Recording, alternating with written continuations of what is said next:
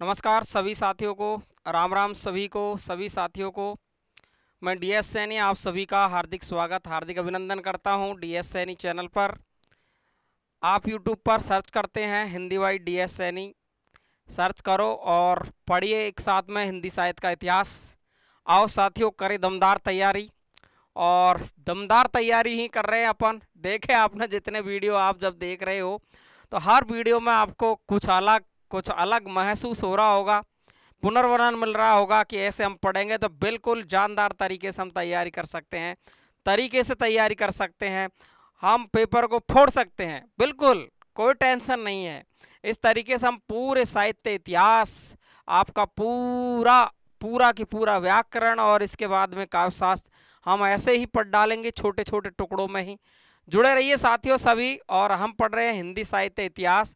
आज मैं आपको पढ़ाने वाला हूँ, शानदार चीज़ है आपके सामने।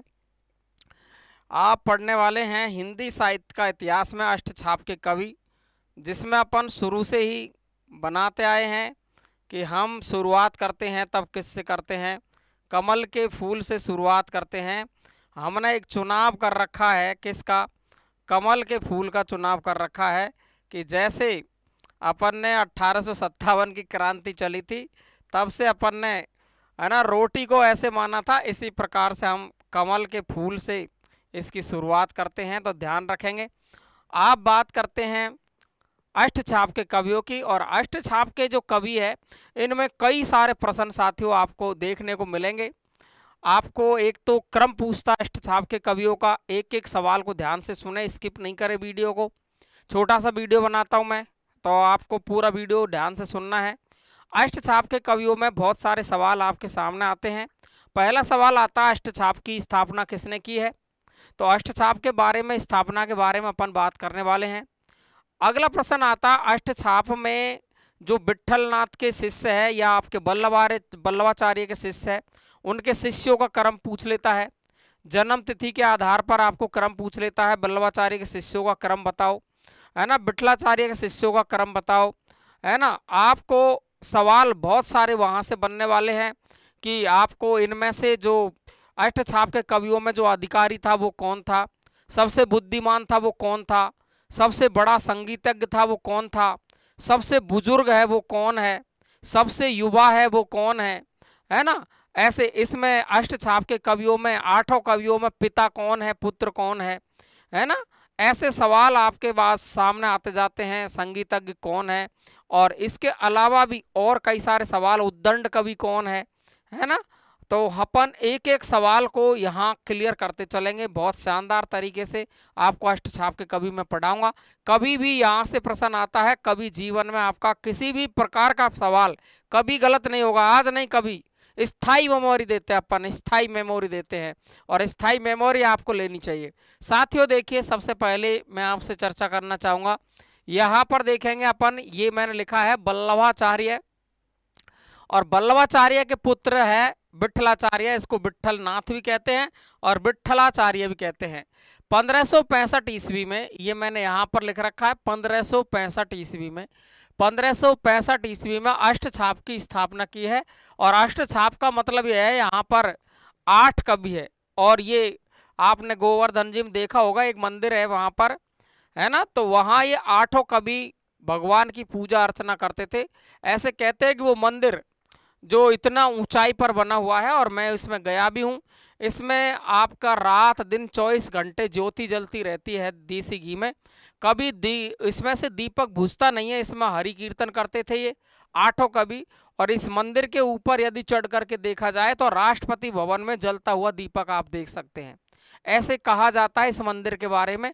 बहुत विशाल मंदिर है, जिसमें इस मंदिर में ये पूजा करते थे। जैसे आप गोवर्धन जी जाओगे तो वो कुंड है, उसके जस्ट बगल में ही इसका मंदिर है।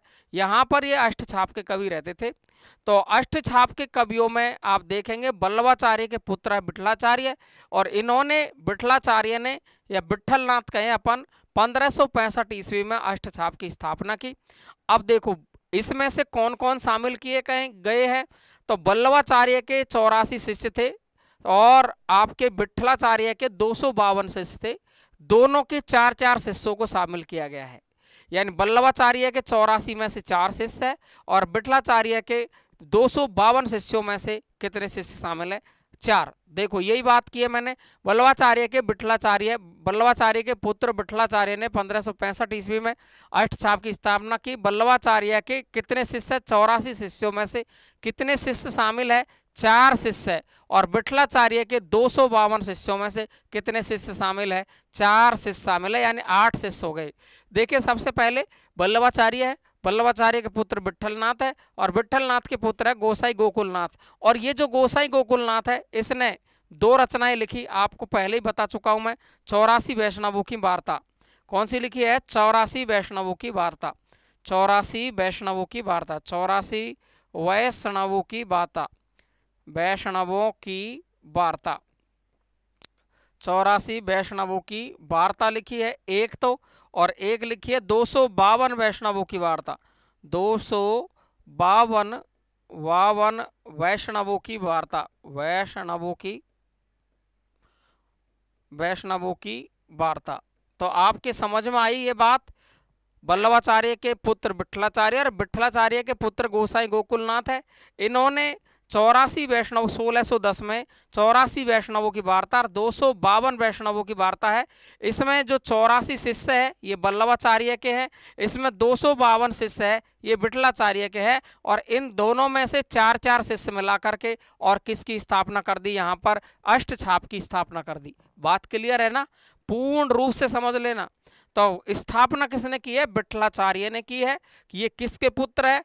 वल्लभाचार्य के पुत्र है। और 84 शिष्य वल्लभाचार्य के, उनमें से 4 लिए हैं। विठलाचार्य के 252 है, उसमें से भी 4 शिष्य लिए हैं। और ये गोसाई गोकुलनाथ है, इसने 2 रचनाएं लिखी, ये ध्यान रखेंगे दोनों। 84 वैष्णवों की वार्ता और 252 वैष्णवों की वार्ता।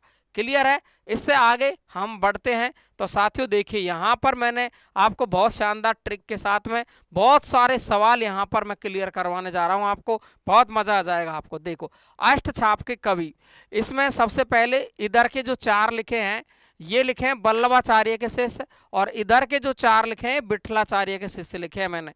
और इसकी आपको एक ट्रिक पूछता है हमेशा, इनका वल्लभाचार्य के शिष्यों का जन्म तिथि के आधार पर, जन्म वर्ष के आधार पर सही क्रम क्या है?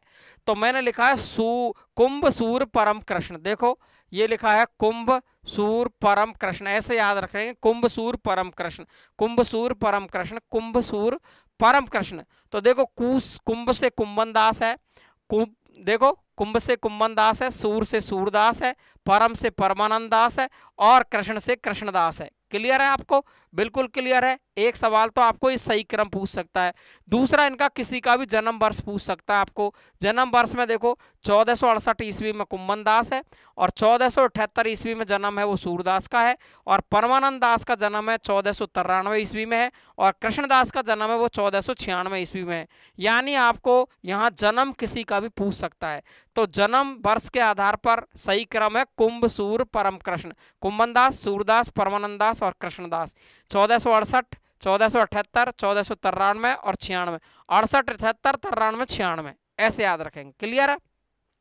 इधर देखेंगे अपन विठलनाथ के 4 शिष्य है, और मैं देखो आपके 4 शिष्यों का जो सही क्रम है वो है गोछी चतुर्नंद, है ना? गोछी नंद चतुर्नंद है ना? गोछी चतुर्नंद।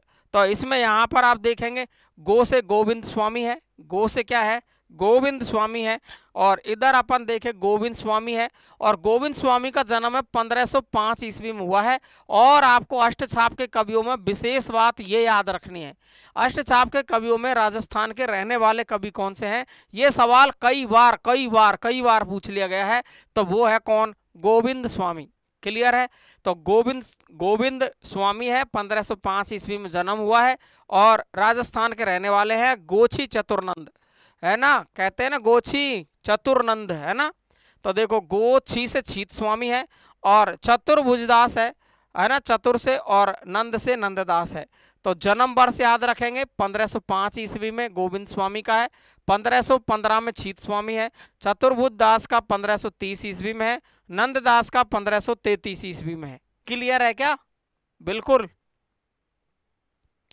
एकदम क्लियर है। तो देखो ध्यान से, तो दोनों की ट्रिक याद रह जाएगी। कौन कौन सी है? कुंभसूर परम कृष्ण, कुंभसूर परम कृष्ण, गोची चतुर्नंद। अपने हिसाब से भी आप अपनी ट्रिक बना सकते हैं, ये मैंने मेरे हिसाब से बनाई है ना। सबका जन्म वर्ष वो याद रखना, इनमें से किसी का भी जन्म वर्ष पूछ सकता है, पूछा गया है। नंददास का जन्म वर्ष पूछ लिया गया है, इसमें से पहले भी नंददास का पूछ लिया गया है, सूरदास का जन्म वर्ष पूछ लिया गया है। तो जब 2 का पूछ लिया तो और का भी पूछ सकता है ना। तो 1468, 78, 93, 96 ये तो हो गए आपके वल्लभाचार्य के शिष्य। 68, 78, 93, 96 कुंभसूर परम कृष्ण।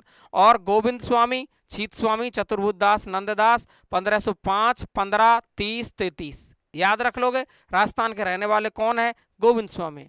अब देखिए इसके बाद में इसमें से कई सारे प्रश्न बनते हैं। कई सारे प्रश्न क्या क्या बनते हैं देखो। यदि हम देखें अष्टछाप के कवियों में पिता की भूमिका कौन निभा रहे हैं, तो यहाँ पर पिता और पुत्र दोनों ही शामिल है। तो पिता तो यहाँ कुंभन दास है और इनके पुत्र है वो कौन है? चतुर्भुज दास है।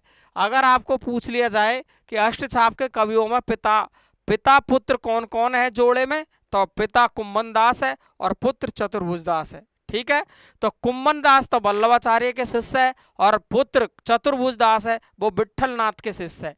क्लियर है ना भाई? कोई दिक्कत है? एकदम सरल है, ध्यान रखेंगे। अच्छा, बात करें अष्टछाप के कवियों में सबसे बुजुर्ग कवि कौन सा है? अष्टछाप के कवियों में सबसे बुजुर्ग कवि कौन सा है? तो भाई सबसे बड़ा होगा वो ही सबसे बुजुर्ग होगा। तो सबसे पहले कौन पढ़ा अपन ने? कुंभसूर परम कृष्ण। तो कुंभन दास ही है ना सबसे बड़े। तो सबसे बड़े हैं आपके कौन? कुंभन दास। और सबसे छोटे कौन है? तो छीत अपन ने पढ़ा ना सबसे पहले, अभी क्रम पढ़ा है गोछी चतुर्नंद। तो सबसे छोटे कौन है? नंददास। सबसे लास्ट में नाम आया किनका? नंददास का। तो सबसे छोटे कहें या सबसे युवा कहें अष्टजात के कवियों में, तो कौन है? नंददास है। क्लियर है? ऐसे ही सवाल पूछता है कि सबसे युवा कौन है और सबसे बुजुर्ग कौन है, तब हम चकमे में फंसे रहते हैं।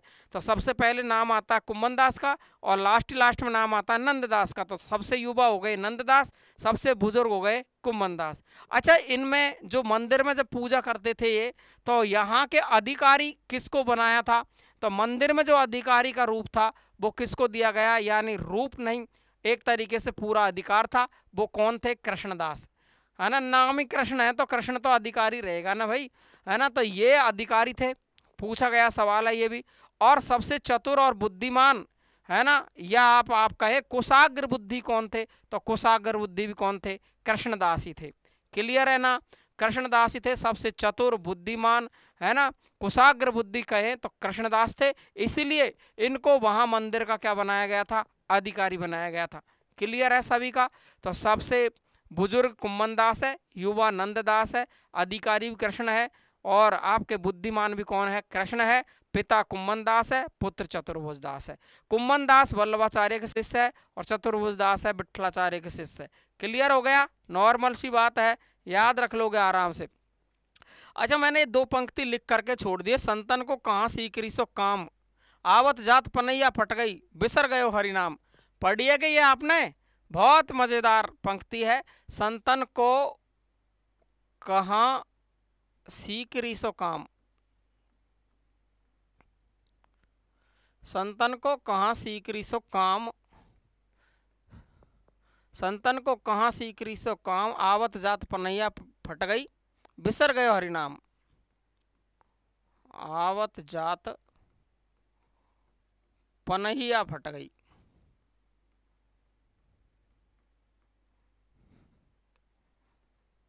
बिसर गयो हरिनाम, बिसर गयो हरिनाम। अलग अलग इसको अलग अलग तरीके से पढ़ते हैं, तो मैंने जैसे पढ़ा वैसे मैं आपको बता रहा हूँ।